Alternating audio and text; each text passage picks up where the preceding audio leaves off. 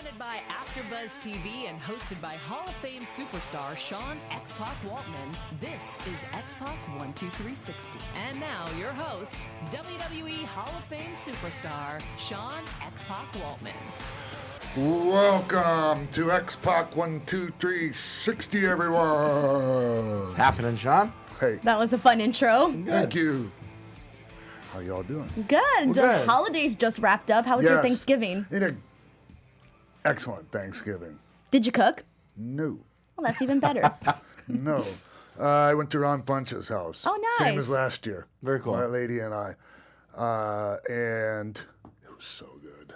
Oh, my God. So much food. And but same as last year, we're asked to bring desserts Okay. and like a side dish. And,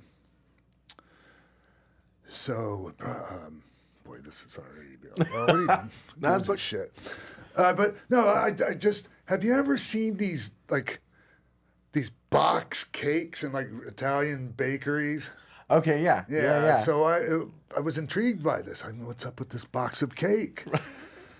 And so like I bought one, right? And I brought it, but we also brought a very nice strawberry cheesecake. Awesome. Boy, that fucking box of cake sucked. That's what I was getting at. Oh, no. Oh, there we are.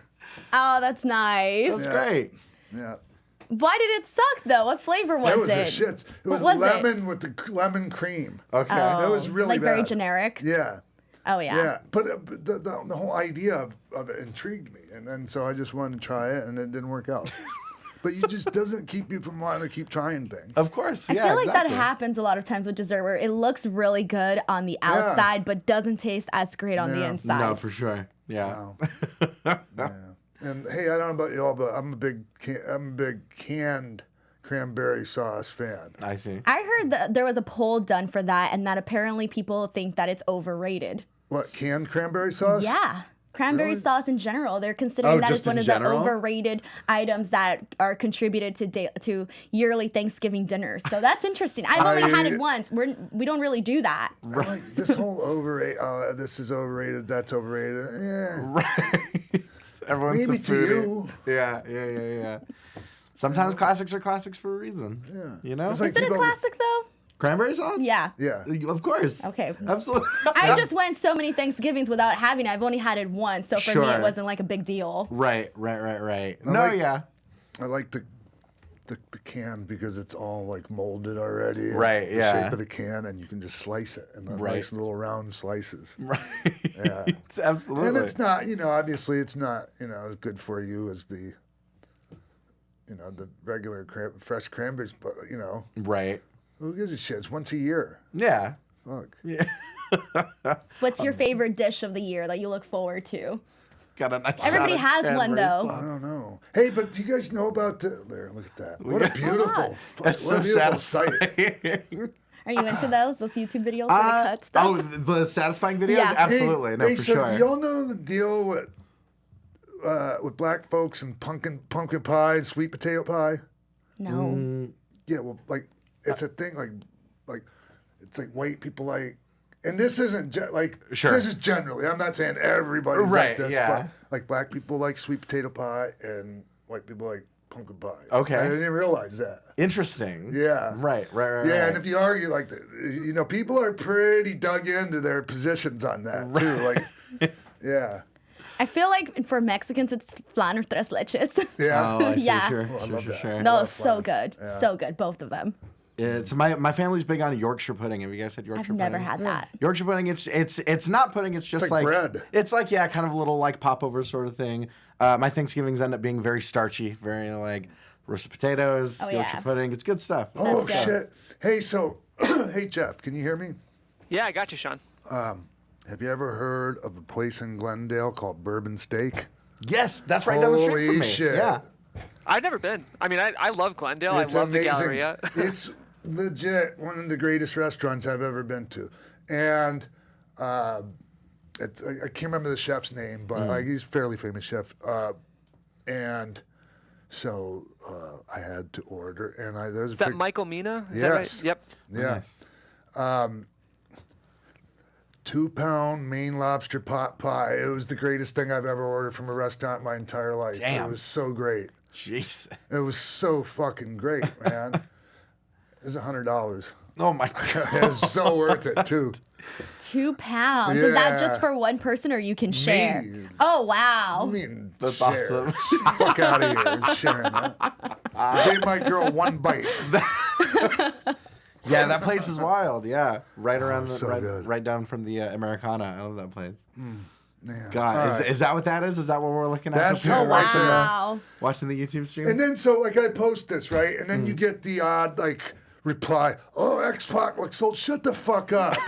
You think like we don't know that I've gotten older, you dumb fucks? Well, you had a good response to somebody that said that to you last time on Twitter. You said, I That think. was a different like Oh. he had a different tone. Oh, I see.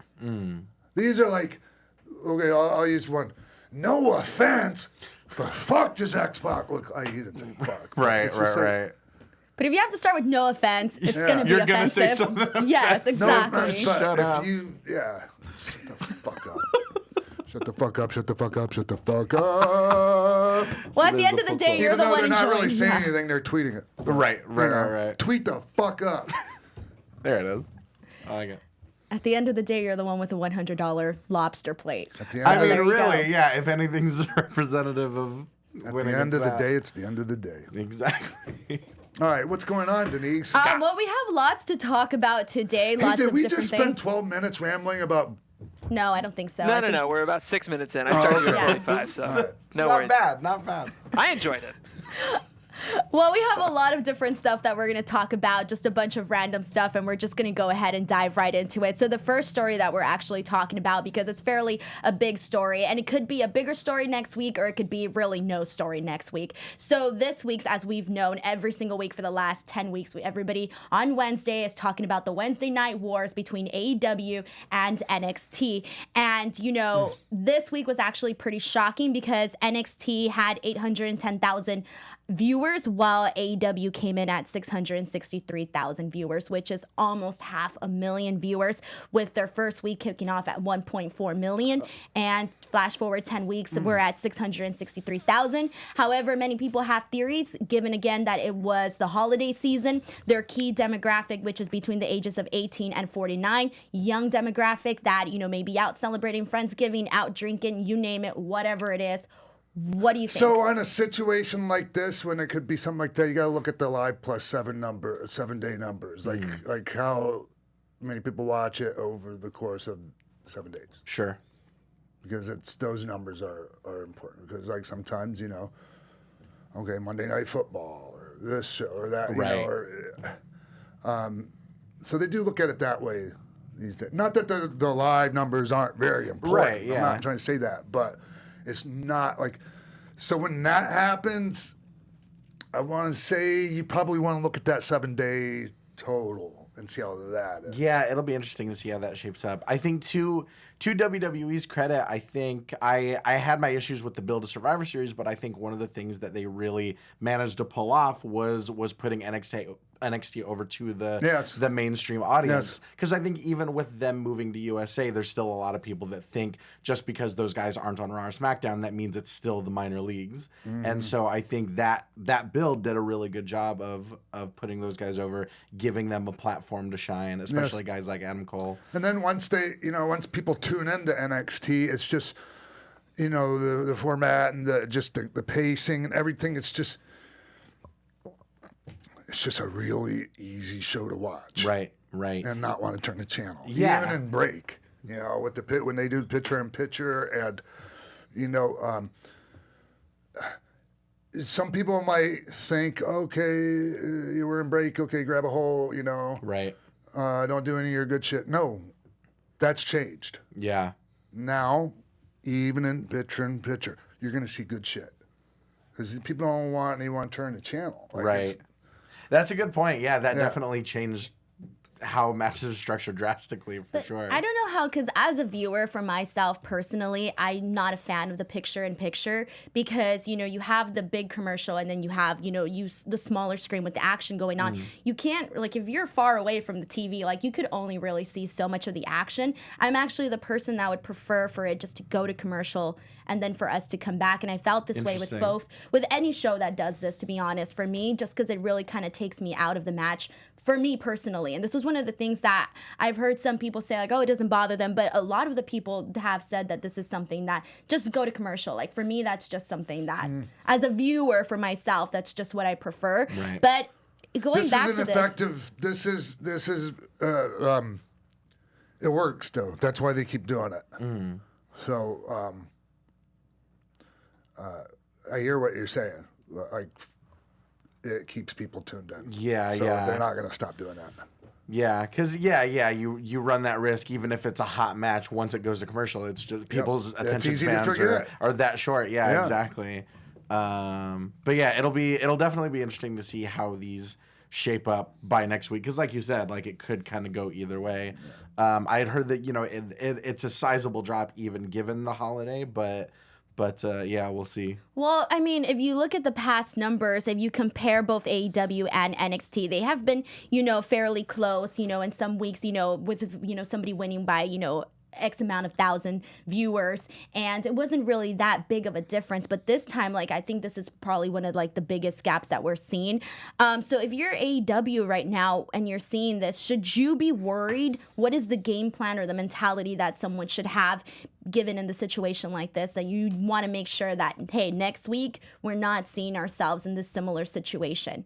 Because that's one of those things where I mean, you want to take notice, right? Like, okay, we didn't do too good this week, but try to figure out why that is. If there's any other reasons besides, it's the holidays and it's raining in Miami or whatever fucking excuse we want to come up with. Right. That was an old thing. Well, anyways, I was going to tell you a story about Wally Carbo, the old AWA promoter, and his excuses when they didn't draw. Oh, I see. Whatever. A lot of empty chairs, brother.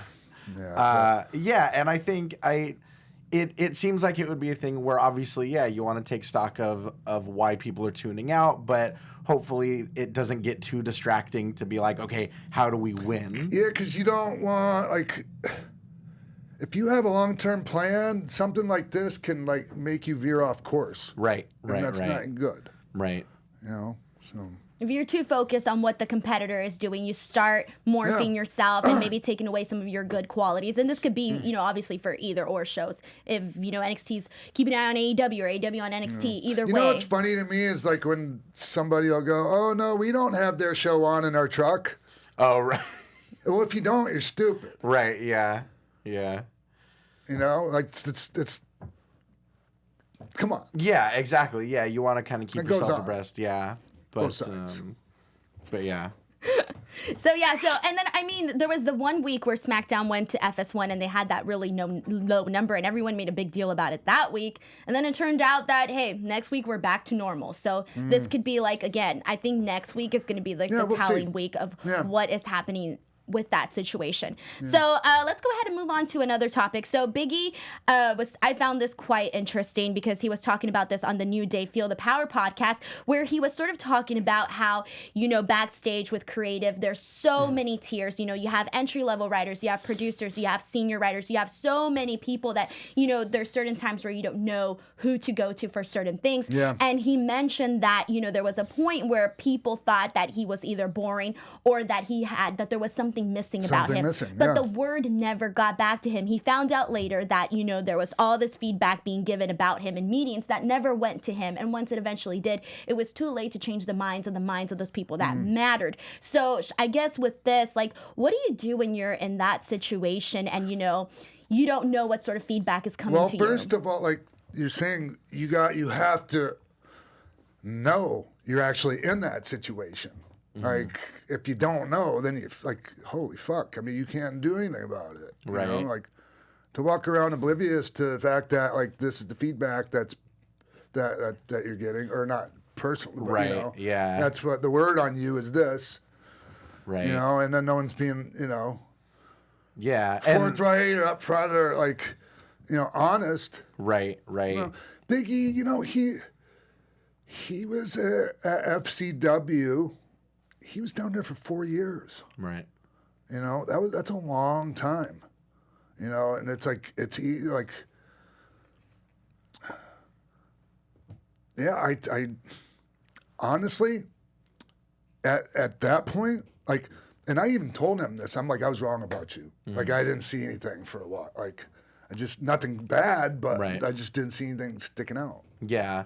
Special. And now, obviously. Of course. Well, and boom. in situations like this, it's kind of a chicken or the egg situation because it makes me wonder when this happened. If it was, in FCW, if it was when he was Dolph Ziggler's bodyguard, because it makes me wonder, okay, was he given the strong silent time character because they thought he was boring? Or did they think he was boring because he was given the strong silent time character? A part of it, you know what?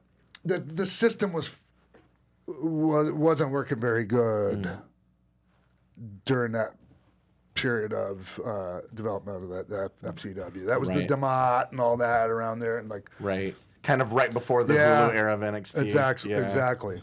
So it's like easy people get lost in the shuffle or just fall by the wayside. Like look at Omega, different guys.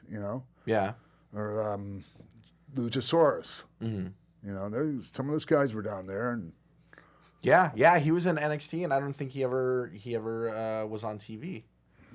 So yeah, it's just interesting. Like again, like you have to know you're in that situation, and then if you don't, like what do you do? And there was just I think it was also Xavier Woods who also mentioned that people kept telling him, okay, we already have a Kofi, you need to be something different. So he also mentioned why can't I just be like so is only like room for one fucking, where I'm going with this, right? No, and he did mention that in his verbiage that he did use about, being energetic and, needing something different and that sort of thing. But it's just interesting because when you're put in that situation, you start maybe questioning yourself too much and you're like, oh, how can I be different? How can I stand out? But then, it can sort of affect your performance, I think. Sure. Yeah. All right. Yeah. I don't know what it's like. I have thoughts on that. Yeah. He basically just went on to say that more instant feedback from creative is something that, would be a positive, a pro. Yeah. All right, well, let's go ahead and move on. So this is another interesting story, and I thought this one was a lot of fun because I thought that it could just bring up so many different stuff. And it's so Tommaso Ciampa had an interview with Lillian Garcia on her podcast Chasing Glory, and he basically said that when he was supposed to get moved up to the main rosters, Raw or SmackDown, that he fought the move really hard, and that he actually said he would retire if he would go to Raw or SmackDown, and that he would prefer to become a coach or a producer because he said that basically, with his neck injury, he has limited bumps left in his career. And he said he could either have a 4-year career at NXT or a 1-year career at Raw or SmackDown given their schedule. So, and then he also mentioned a story about Shawn Michaels laughing at him and Johnny Gargano, saying that he's never met a guy that would essentially say, keep your money, we don't want it. So what are your thoughts on that and sort of the mentality where, looking on the outside, you think, oh, everybody just wants to go to Raw or SmackDown, but that's not the case. Yeah, not really. And it's hard for a lot of people my age and, my generation and older generations to understand that. Right. Because we were driven by money. Not me as much as some people. Sure. Like Kev, like big Kev is, very money word. And we all like money, and that was a big driving force, but man, money doesn't spend very well if you're not fucking happy. Right. That's a good point. And people are, the younger generations are realizing that there are more important things. And people my age are scratching our heads going, what the fuck? We don't know how to deal with that. Right. Because you can't hold certain things over somebody's head, Right. And this might be a different... Good for Ciampa. Exactly. And this might be a different conversation altogether, but it begs the question that if we're all trying to talk about NXT being the main roster and NXT being on an equal footing as Raw SmackDown, which it should be, then why aren't these guys being paid on equal footing as... They're not generating the revenue. I see. Yeah. Do you think once that actually becomes they start generating the revenue that it's expected, that they're gonna, see some increase in their paychecks and whatnot? Yeah, I'm not gonna go into details, but it was addressed. As far as moving merch and stuff like Just that? a different thing, with the new, TV deal for NXT, how things are going to be different and, certain things are going to change, but certain things are going to stay the same. And, right. I definitely am not going into detail on that. Sure. Right. But it sucks to make guys have to choose between that, between okay, can I get a long, creatively fulfilling career here for less money? Or, It's just the way it is. Yeah. Well, do you think that there's a lot of guys that, don't think like Ciampa and Gargano that still want to move up to Raw and SmackDown to, earn that money? Sure. I think I think there's different trains of thought, but depending on who you talk to down there, because NXT has, a real there's young people. There's a real there's a lot of different. The demographic is very broad. Right. Boy, it took me a long time to spit that out. Holy fuck. There's people that have just started that don't have any experience. There's people that have been around forever. So you mean the roster of NXT is yeah? Varied, there's older people, younger people. Right. Right. There's a few people that are pushing 40 on the NXT roster. Sure. So there's going to be different mentalities. Right. And there's some people that have military backgrounds that have a different mentality because of that, it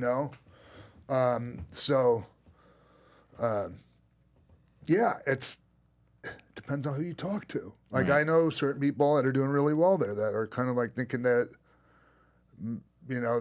main roster move might be good for them. Right. Yeah.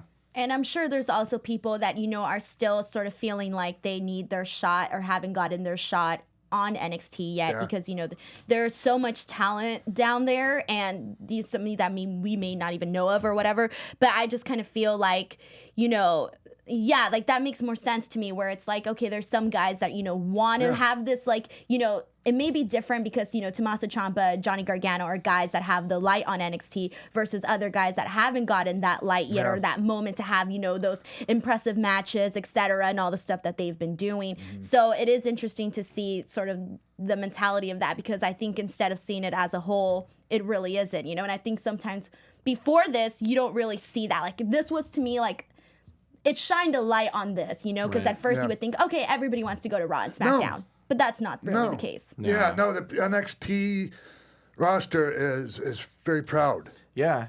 And the kind of matches that you see on TakeOver aren't the kind of matches you would see on Raw or SmackDown. And I think that's one of the great things about NXT is that it offers such a different alternative. But yeah, it's tough. Even adding a whole another hour to NXT, they've still got such a loaded roster that there's on a long enough timeline gonna be guys that the don't one get thing that. I'm hoping before NXT got the USA deal, obviously it was looked at. Now we're trying to look at them as an equal brand, on equal ground as SmackDown and Raw. So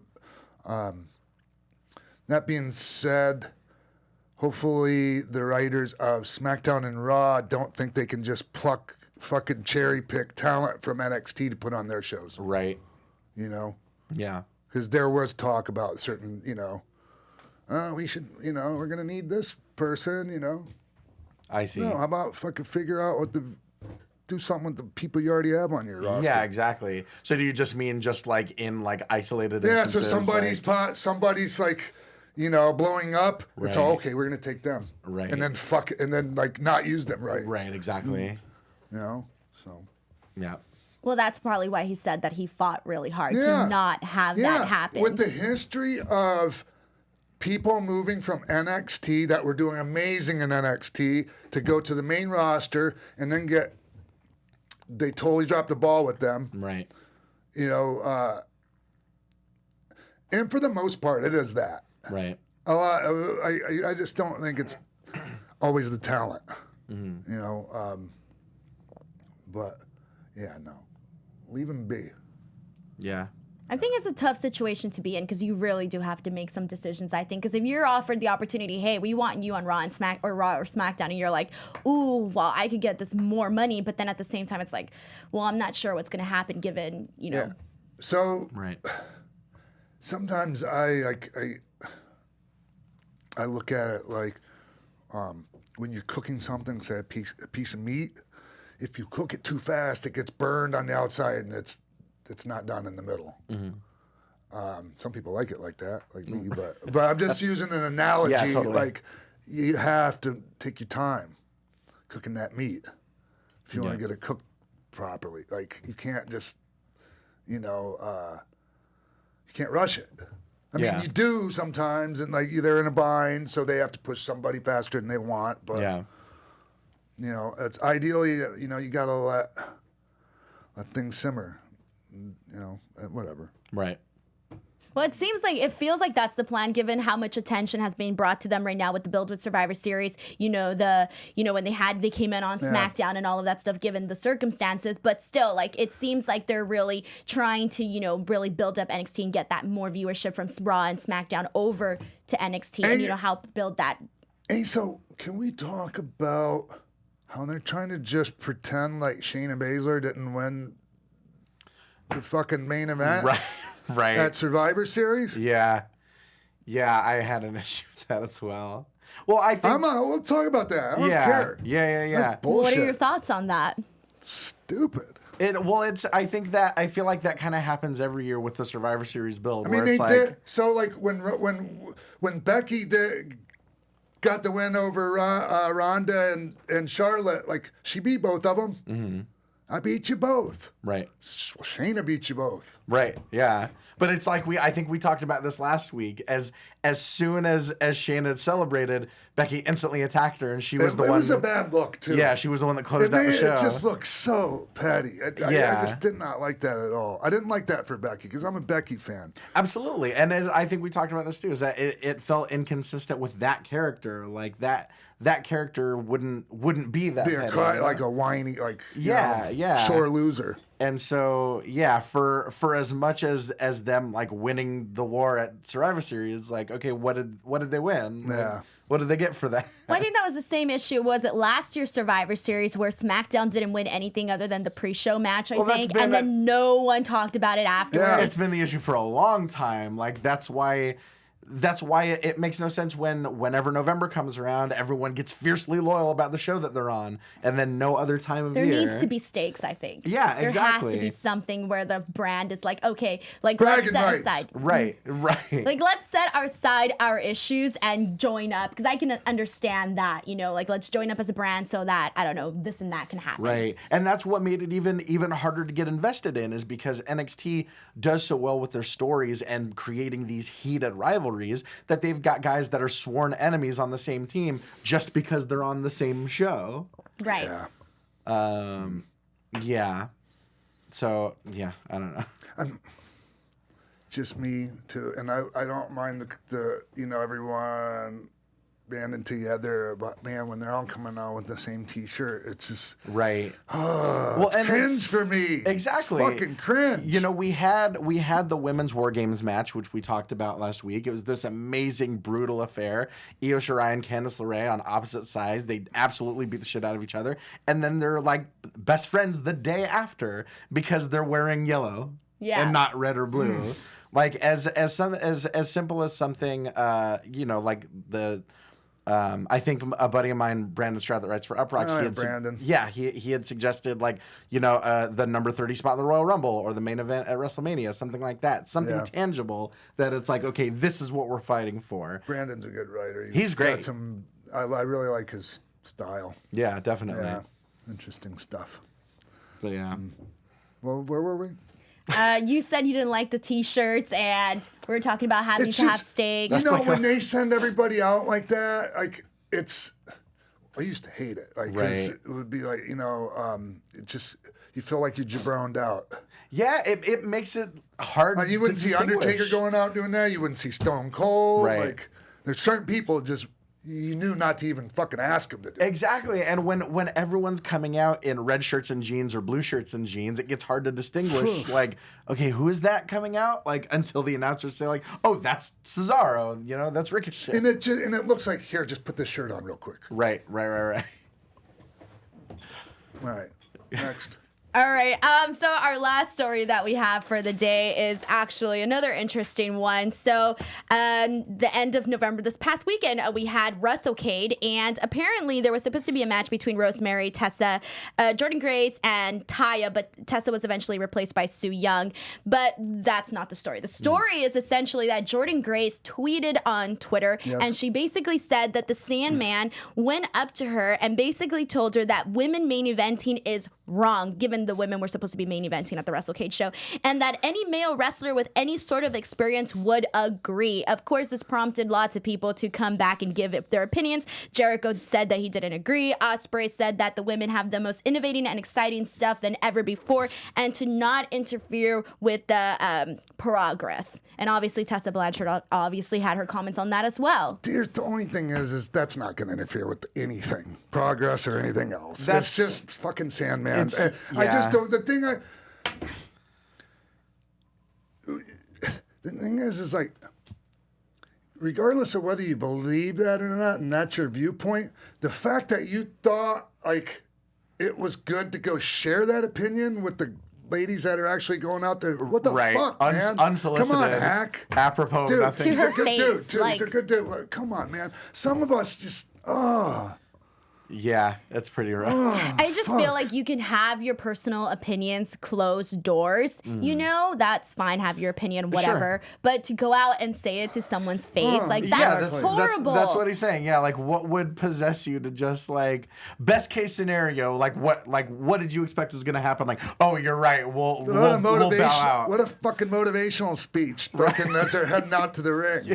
And it's sad. It's sad because like one of the things that is talked about a lot for women is that a lot of us are always afraid of being rude, being considered the B word, unlikable. So sometimes we take things and we don't say things back, even though it's messed up. But it's like, oh, well, I don't want them to think I'm not a nice person, or You're this not and agreeable that. enough. Exactly. Right. So if someone comes up to you and says that, like, what do you do? Like, obviously this depends on every woman. There's a lot of women that are a lot more braver, but like me, I would be like, wow. And yeah, Tessa went out and shot on him on the mic before the match. So oh, really? Yeah. You don't mess with Tessa. Yeah, exactly. Yeah. So at least, someone, yeah.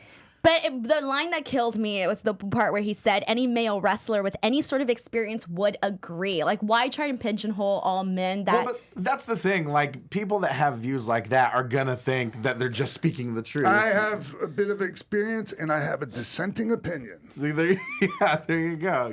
It's... obviously, I don't know him. I don't know the content of his character, but, like... Even every great villain always thought that they were speaking the truth, that they were doing the right thing. So like, of course he's gonna think like, oh, everyone agrees with me. No, no one wants to say it. Right. But yeah, it's rough. It's not a great look. Oh yeah. Oh. Yep. Somebody put a okay. Oh, okay. Jericho with the okay boomer. Or someone responding to Jericho. Yeah. That's hilarious. Oh boy. No one likes to be called that. But yeah, Boomer? So yeah. I've seen a lot of people. I mean, get mad if about that. the shoe fits. That's my nickname for Michael Bloomberg. Okay, Boomberg. I usually don't mention politics on the show, right? But this fucking guy. Yeah. All right. So yeah, anyways, that's the latest on everything that's been going on here, and so that was just an interesting topic. Yeah. All right, Jeff. Oh, hey, I was in a movie last night. Nice. I signed an NDA, so I can't really talk about it. Right. It was great. But even just doing that, have you done movies before? Or Couple. Nice. Yeah. Is that something you'd like to start doing more of, or is this just like, was this just something fun to do? Well, I will say this. Eli Roth told me I should do movies. Nice. Yeah. Nice. There you go. I love Eli Roth. Eli Roth. I was in a scene with Eli Roth. I'll say that much. There you go. That's as much as. Yeah. No, it was funny though, because when I got your text, I was already asleep, but I 2:30 woke in the up. morning. Yeah, I woke up and I read it, and I was like, okay, and I made mental notes inside my head. But when I woke up in the morning, I was like, wait, did I dream that, or did that really happen? Like, what's happening? hate when that So I went on and I was like, okay, I got to reread what I read. I had the best time. It was and those are long days. Like people, like making movies is hard, long fucking work. And yeah, I have a ton of respect for it. And I loved it. It was so great. Got to dress up and, like I can't go into details, but oh my God, it was so fun. That'll be cool when that comes out for Fuck, sure. it was fun. That's. And it's going to be so cool to see it, the Yeah. end product. Yeah, hell yeah. You should do a reaction video. Yeah. React to the That'd be to the great, actual yeah. thing and be like, yay, that's me. We should do a watch along commentary. Hey, reaction videos do very well. It's true. Just saying. It's Hey, true. so coming up, is it Sunday? I think it's Sunday, December 15th. I'm going to be at the Wrestling Guys store. Oh, there you go. Yeah, we're going to have the Christmas tree up, and Lou's going to be there with me. And come take, bring the family, take Christmas pictures, and just like last year. Yeah, Nice. it was fun. That's A lot of awesome. people showed up last year in like 2 weeks' notice. Wow. There you go. It's a good little spot. I've been to their store plenty of times, and it's a nice, fun place to go and see what's going on there with all the merch and stuff. Where's that again? It's in Huntington Park. There you go. There you go. So yeah, 15th Huntington Park. Come check it out. Yeah. That's great. What else? That's all we have. I just feel like I'm missing something. We only got a Right. couple episodes left in the year. That's right. y'all. I Yeah. think what do we? Two more. We got Two two more more after this. We got 2 more left in the year, and then we're on hiatus until The second. the 2nd of January. Oh, hey, did anyone watch Starrcade? No, I didn't. I didn't watch. didn't I read the realize it was results on. though. Yeah, and I think that's kind of like I wish there was more of a push for it. But I don't think it Starcade. didn't really affect what we saw in Raw the following week in terms of like the storylines or anything like that. That's so. the point. It should have. Yeah, that's what I'm saying. So like whether you watched or not. It was. And I had heard a lot of people say it was just kind of a glorified house show, which sucks given the legacy of Starcade. Was there a set and everything, or was it like that one women's pay-per-view where they just had a minimal? It may have been minimal. I think there was only like 3 matches on it. There was 3 matches. There was a segment, the Kevin Owens show with Ric Flair, and yeah, it seemed pretty short. So yeah, I don't know. But So, all right, well, we'll be back next week. Hey, so hold on, Jeff. I'm getting trigger happy back here, Jeez. guys. I knew it. Sorry, you y'all. never know. Before we go, anything, parting words? Yes, do not forget to subscribe to the channel, youtube.com/Xpac. We're on Spotify, Anchor, Stitcher, you name it. We post the links up. Make sure to follow us on Twitter at Xpac12360 Show, both on Twitter and on Instagram. For myself, youtube.com/Denise Salcedo, @_Denise Salcedo on Instagram and Twitter. Yeah. Y'all can find me at Ty Matthews PMA, as well as the Purge after show tonight. We've only got a couple episodes left, and yeah, come check it out. Oh shit! Did you see the new Watchmen, the latest episode? No, you've Holy been talking shit, about Jeff! that. Did you see it? No, I'm behind on Watchmen, but Oh all my of my favorite God. TV culture critics are saying it's one of the best episodes Eh. of TV they've ever seen. So good. I need to just binge the show. I liked the pilot, but haven't gotten back on it since. Yeah. And I'm just hearing it's one of the best shows of the year. It is. It's so. Can't wait to watch it. good. All right, everyone. Check out Watchmen, y'all. We'll see you next week right here, AfterBuzz Studios. Executive producers, Keven Undergaro, Sean Waltman, and the entire X-Pac 12360 staff. Thank you for tuning in to X-Pac 12360.